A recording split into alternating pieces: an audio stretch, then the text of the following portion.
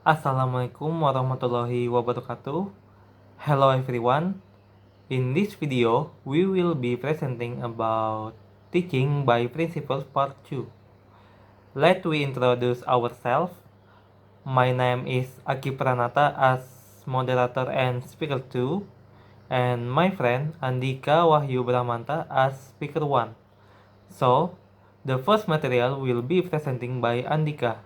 Andhika, the time is yours. So, me, Andhika Wahyu Bhramanta, are going to explain about identity and investment and interaction. So, the first material is identity and investment. So, the concept of identity and investment is learning to think, feel, act, and communicate in a second language is a complex socio-affective process of perceiving yourself as an integral part of a social community.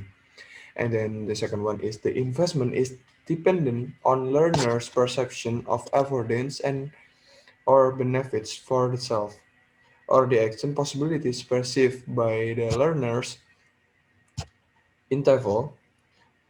The TEFL learning community may affect the formation of learner identity. So here I'm gonna give the guidelines for optimizing identity and investment for your student. So the first one is overfly display a supportive attitude to your student. So, well, some learner may feel quite helpless in this new language. So we must remember that they are capable adults struggling with the acquisition of the most complex set of skills that any classroom has ever attempted to teach. So your passion and then affirmation, empathy need to be openly communicated. And then the second one is give your student, give your student credit for the many abilities and talent they already have. So we must try to incorporate those talent and skill into your teaching, like recognizing and using of their artistic, musical, or sport-related skill. It will help self-confidence and then worthiness as they see on himself or herself. So we must give some credit, like if some student do something cool, like with her with his talent, he be a champion for a singing contest. You must give some credit. Maybe like this, like, oh, you're so great. You are so good. Like you can sing and then win this. I I'm sorry. In bahasa is lomba. Championship. Yeah, like that. So you must give credit for many abilities and talent that they already have. But and then I'm gonna give some. Uh, oh, I forget. In the second point, it must be talent. It's not talent. Yeah, it's miswrite the word. So I'm sorry. And then the third one is consider the fragility of students who are not only seeking membership in an imagined community, but who may also experience a considerable degree of powerlessness in the classroom with the teacher. And then the next material is give your student opportunities to make choice as much as your curriculum will permit. So student who can choose exercise, topic, time limits, homework, and even silence will be more apt to make an investment in their learning and hence develop responsibility. And then I'm gonna explain the next material is interaction. So interaction is the basis of L2 learning through which learners are engaged both in enhancing their own communicative abilities and in social constructing their identities through collaboration and negotiation. The primary role of the teacher is to optimally scaffold the learner development within a community practice. So I'm gonna give you the guideline for maximizing interaction in L2 classroom. So the first one is give ample verbal and non-verbal. So we must give. ample verbal and nonverbal assurance to students, affirming your belief in the student ability. And then the second one is sequence.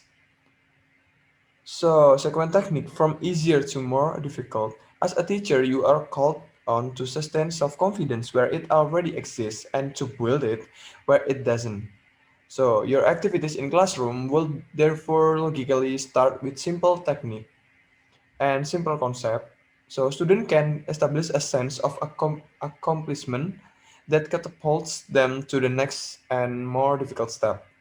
And then the third one is create an atmosphere in the classroom that encourage students to try out language, to venture a response, and not to wait someone else to volunteer language.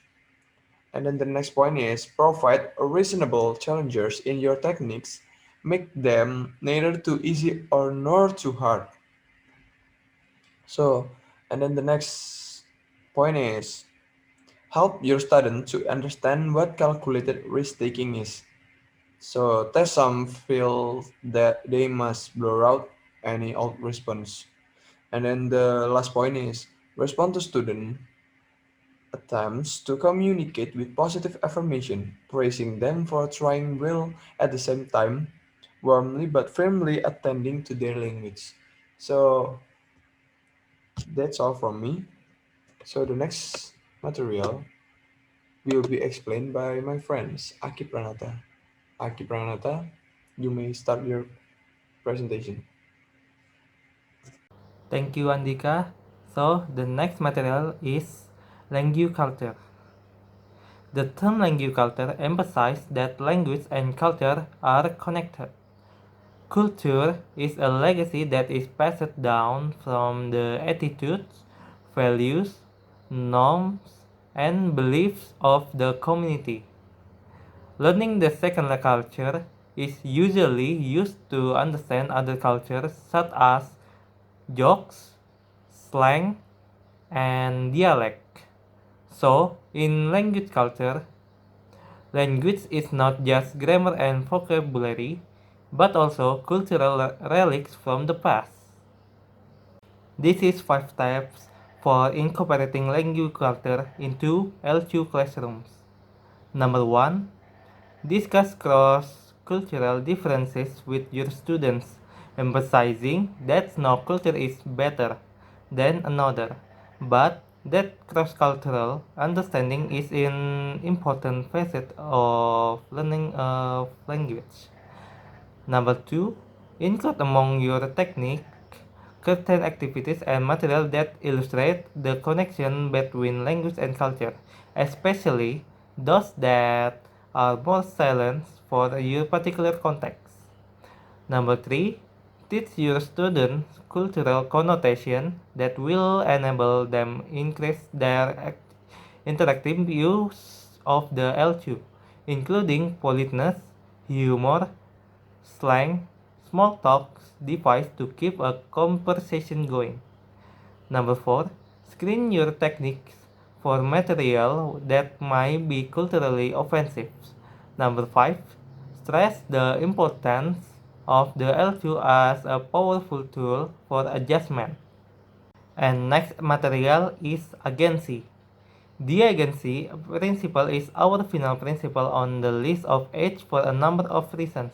In simple terms, agency refers to is the ability of learner to make choices, take control, self-regulate, and thereby pursue their goals as individuals within a social cultural context. When students take advantage of their roles as agents, they can make special effort to take on new roles and identities in their community of practice and sociocultural environment. This is the summary of our material. Identity and investment learning to think, feel, act, and communicate in a second language is a complex socio-affective process of perceiving yourself as an integral part of social community. Interaction is the basis of L2 learning, through which learners are engaged both in enhancing their own communicative abilities and socially constructing their identities through collaborating and negotiation. Language culture is language from cultural relics from the past and that is passed down from the attitudes, values, norms, and beliefs of the community. And the last agency is the ability of people to make choices, make truly self-regulating decisions, and from their goals as individuals, potentially leading to personal or social transformation. Thank you to watch our video and see you next time.